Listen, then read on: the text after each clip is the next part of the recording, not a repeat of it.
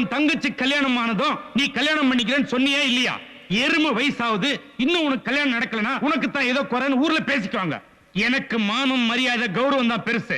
நாளைக்கு பொண்ணு பார்க்க போறோம், தயாராரு. ஐயா ஐயா நில்றா. கீழ் ஜாதிக்கார பயணி இன்னும் அடுப்பாங்கரை வரைக்கும் போற. ஒரு துக்ககரமான செய்திங்க.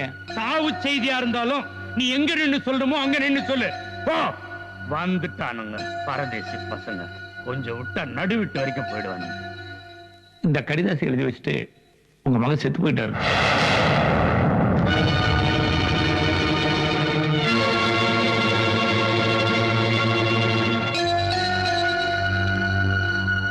அப்பா, நான் சாகிறதுக்கு காரணம் நீங்க வெறுக்கிற கீழ் ஜாதியில நான் ஒரு பொண்ணை கல்யாணம் பண்ணிக்கிட்டதா. என்னால என் தங்கச்சி வாழ்க்கை பாதிக்கப்படக்கூடாதுன்னு தான் நான் இந்த விஷயத்தை உங்ககிட்ட 3 வருஷமா மறைச்சிட்டேன்.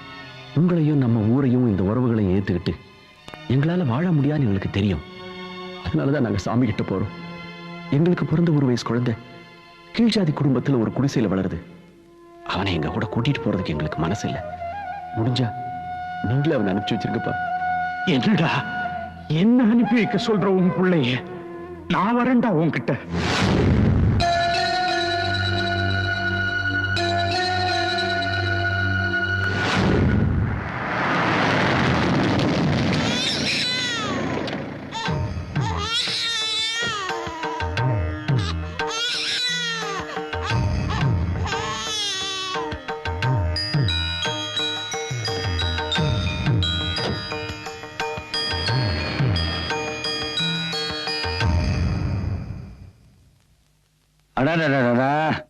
என்ன அன்பு, என்ன அன்பு.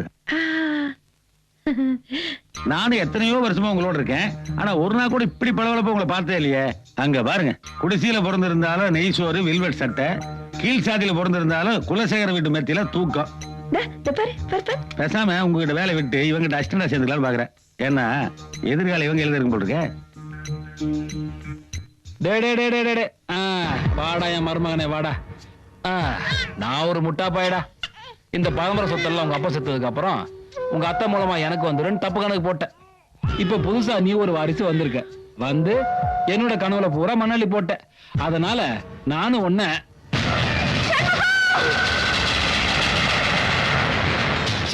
உனக்கு ஆயுசு கட்டிட்டேன். ஏடா தினமும் வைக்க போல விடுவா பாக்குறேன். எனது பாட்டனார் வழி சொத்துக்களும் எனது சொந்த உழைப்பில் சம்பாதித்த அத்தனை சொத்துக்களும் எனது ஒரே மகள் லட்சுமிக்கு மட்டுமே சேர வேண்டும். எனது வாரிசாக அவளை மட்டும் தான் கருதுகிறேன். இறந்துவிட்ட எனது மகன் ராம்குமாருக்கு தகாத உறவிலே பிறந்து கீழ் ஜாதி குடும்பத்தில் வளரும் குழந்தை சண்முகத்தை நான் வாரிசாக கருதவில்லை. ஆதலால் அந்த குழந்தைக்கு என் சொத்தில் எந்தவித உரிமையும் இல்லை என்பதை தெரிவித்துக் கொள்கிறேன். இது நான் சுயநினைவோடு எழுதி வைக்கும் உயில் பத்திரம். இப்படிக்கே குலசேகரன். ரொம்ப நன்றிங்க ஐயா. எனக்கு எதுக்குமா நன்றி சொல்றீங்க? இப்படி ஒரு பொய்ய சொல்ல சொல்லி இந்த பரம்பரை வாரிசுடைய உயிரையே நீங்க காப்பாத்திருக்கிறீங்க. அது எனக்கு புண்ணியம் இருக்குல்ல. தயவு செஞ்சு இந்த விஷயத்தை யாருக்கிட்டையும் சொல்ல மாட்டேன். நீங்க கவலையே படாதீங்க. கடைசி நேரத்துல உங்க அப்பா மனசு மாதிரி எல்லா சொத்தையும் ஒன்னும் பையன் பேருக்கே எழுதி வச்சுட்டு போன விஷயம் உங்களுக்கே நான் சொல்லித்தானே தெரியும். இதுதான் ஒரிஜினல் உயில். இந்தாங்க. என்னடா வளர்ற சொத்து அந்த பையன் பேர்ல எல்லாம் தெரிஞ்சு போச்சு. அப்புறம் அவன் கொலை அந்த பழைய ஏமால வரல. அந்த பையன் இந்த வீட்டுல வளர்த்துங்கிறாங்களே, வளர்ந்த ஆளாய் கேள்வி கேட்டானா எப்படி கேப்பா? அவன் சொந்தக்காரனை வளர்த்ததானே, அவனை வேலைக்காரனை வளர்க்கறதா சத்தியம் பண்ணி கொடுத்துருக்கா. என்னதான் வேலைக்காரனாலும் சொந்தக்காரன் இல்லைங்களா? அத்தனை காலை சுத்திட்டே இருப்பான். அவன் இந்த வீட்டுல வேணாங்க. ஐயோ இதுக்கு நான் ஒத்துக்கலன்னு போய் சொத்த பூரா கோயிலுக்கு எழுதி வச்சுட்டு செத்து போயிரு மிரட்டாடா. ஐயோ அவங்க சொன்னாங்கன்னா செஞ்சிருவாங்க. அண்ணன் பையன் மேல அவ்வளவு பாசம். ஆனா சொத்தை மட்டும் கோயிலுக்கு எழுதி வச்சிட்டான்னு வைங்க, நீங்க ஆண்டி அதுதான் ஒத்துக்கிட்டேன்.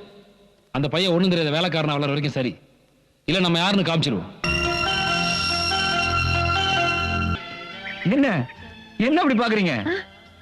என்னத்த நான் என்னமோ இன்னைக்கு தான் பிறந்த மாதிரி புதுசா பாக்குறீங்க? ஆமா சண்முகம், இன்னைக்கு தான் நீ பிறந்த. அப்படியா? வாய் தர. சக்கரை பொங்கல்டா இன்னைக்கு உனக்கு பிறந்த நாள். அதுக்கு இந்த கற்பூரம் கோயிலுக்கு போய் கற்பூரத்தை ஏத்திட்டு சீக்கிரம் வந்துரு. உனக்கு சுத்தி போடணும். எனக்கு இருக்கு. நீ குதிரையில வர்ற அழக பார்த்து நானே கண்ணு வச்சுட்டேன்டா. அப்படியே எங்க அண்ணனை பார்த்த மாதிரி இருந்தது.